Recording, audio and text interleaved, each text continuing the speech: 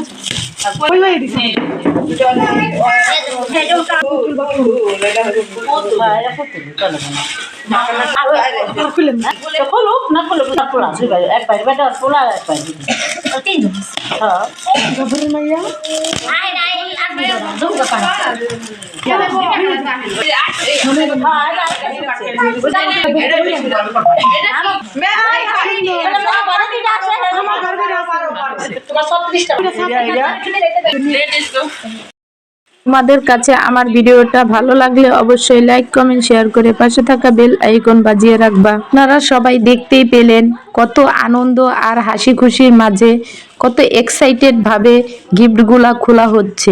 গিফটগুলা আমাদের কাছে অনেক পছন্দের হয়েছে, আপনাদের কাছে কিরকম লাগছে? সবাই ভিডিওটা ভালো লাগলে অবশ্যই লাইক কমেন্ট শেয়ার করে পাশে থাকা বেল আইকন বাজিয়ে রাখবেন যেন আমার পরবর্তী ভিডিও আপনাদের মাঝে চলে আসে। তাই আপনাদের ভালোবাসা আর উৎসাহ আমারও প্রয়োজন, যাতে আমিও পরবর্তীতে ভিডিও বানাতে উৎসাহ পাই। দেখতে দেখতে ভিডিও শেষে এসে পড়েছি, ভিডিওটা কেমন লাগছে অবশ্যই কমেন্টে জানিয়ে যাবা বন্ধুরা। আর সবাই ভালো থাকবা, সুস্থ থাকবা, আমার ভিডিওর পাশে থাকবা, দেখতে থাকবা আর সাপোর্ট দিতে থাকবা। আজ এই পর্যন্তই, সবাই সুস্থ থাকবা, ভালো থাকবা, আল্লাহ হাফেজ।